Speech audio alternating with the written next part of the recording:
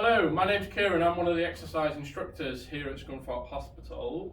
This video is just going to look at how you can incorporate certain accessories into exercise to help perhaps bias one leg, one arm, this sort of thing. These are called exercise sliders. They are readily available online. They come in different shapes and sizes and colours, as you can see. The aim of this video is to show you a variety of exercises predominantly for the lower limb and how you can use them to really bias one side. So if, for example, you have had an injury or you maybe recognise quite a discrepancy in your strength and stability from one leg to the other, the use of these exercise sliders is a great way of biasing that leg in this case, so that you can really then put focus into it to achieve the overload and the progression that you need in order to make your leg stronger and more stable. So the first exercise we're going to do using a slider, I'm going to put the slider on the floor. The ball of our foot is going to go on to the slider. However, it is this leg that is going to take most of the work, most of the effort. So what we do, ball of the foot on the slider, nice and tall, and we're going to slide out to the side. And as we do that, we're going to push our weight backwards. For example, like so, and then we pull back in. We want to try and keep our foot that's on the slider pointing forwards. So we're not doing this, we're not rotating out.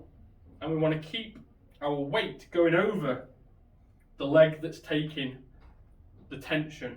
If we were to take our weight away from us, like so, that's going to create a lot of distress and a lot of discomfort in and around the groin, which then could be a little bit painful as you pull back in. So really keep the weight over that front leg. So sliding and back. And you can grade how far you slide away. Obviously, the further away, the more tension that this leg has. Nice and controlled. And again, you can see I'm using my hip, so as I'm sliding out, I'm pushing backwards. This glute, these hip muscles, these thigh muscles, these are all working under tension while I slide out to the side. The second exercise in this series involving the use of exercise sliders, we're now going to do a similar setup, but we're going to slide backwards. So I'm going to turn sideways just so that you can see this from a better angle. So again, we go slide it on the ball of the foot, we're nice and tall, and then we slide the leg backwards and we bend on our front leg, and then we come back forwards.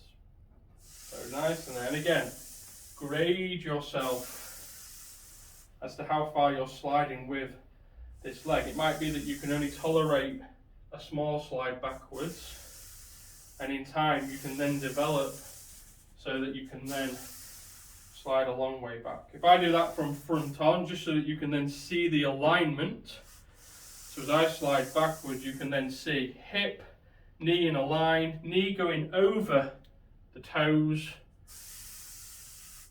and then coming back. If you find that as you're sliding you're a little bit unstable, it's probably beneficial that you only slide a small amount so that you've got the control, and as you build up strength, stability, general exercise tolerance, you can then obviously slide a little bit further back. The next sequence looks at more kind of time under tension for your standing leg. So we're going to go ball of the foot on the slider, foot parallel. This time we're going to take the slider out on a slight angle and then bring it round before we come back to our start point. So it looks something along the lines of out, round, and then back in. So notice that as I'm going out, I'm bending the knee, and then as I'm doing the arch around, the knee is staying bent until I bring it back to the start point. So for progression, think about time. It could be that when you're at this point, your arch is nice and slow and back in, so that you're really testing that stability, really testing that control of your movement. If you're just doing too quickly, this leg's not going to get benefit that you perhaps desire. So again, just out, round, and back in. Having looked at exercises that involve loading of the leg and a couple of lunge variations with the sliders, our emphasis is now going to turn to more posterior muscles, in particular glutes and hamstrings. Now, hamstrings are often a neglected muscle. You see it a lot where there's a lot of emphasis on quadriceps, which of course are important, but hamstrings also need strength. We'll hear the examples of sportsmen and women talk about hamstrings feeling tight. Sometimes that tightness is misrepresented as weakness. So these following sequence of movements that we're going to go through are examples in which you can have the hamstrings under tension, working on the lengthening phase, but then also lengthening and shortening. And we're going to look at 2 legs, and then we're going to test with single leg as well.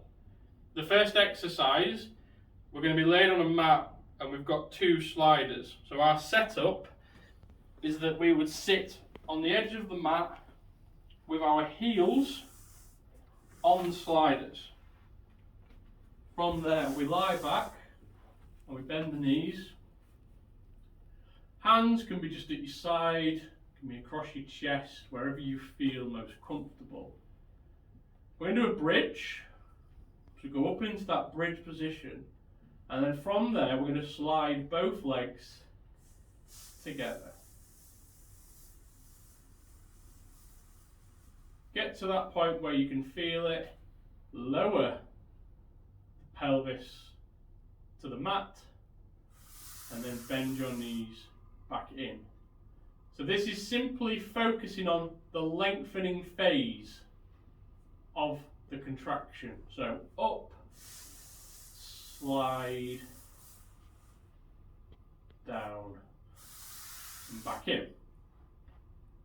The second variation of this exercise is to then look at the lengthening phase again, but then also with a single leg concentric movement, i.e. the shortening of the muscles. So this time we go up into bridge, we slide, we stay up in our pelvis, and we pull one leg back at a time, and then we drop down. So again, driving up, using the glutes, both legs out, one leg, 2 legs, and down. Further progression, up, slide, keep the pelvis lifted, pull both together, and then down. That's a much more challenging exercise because you're working the hamstrings to their fullest length and then using all the strength and power to pull back and shorten those muscles. There'll be a lot of action going on in there. Up, slide, pull, and down. The last exercise I'm going to do is focusing on single leg. So this time, I'm going to use just the one slider.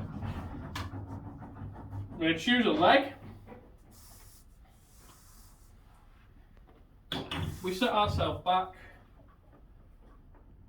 Again, we go up into that bridge position, but this time we're going to raise the leg that's not got a slider. So we're going to straighten out, and then we're going to slide down and then back in. So that is then putting focus on just that single leg hamstring, working through length but also under tension. So kind of an eccentric focus, lengthening and strengthening at the same time. Now they are some very challenging exercises. Of course, speak to your clinician in reference to what level, what grade you should be working at,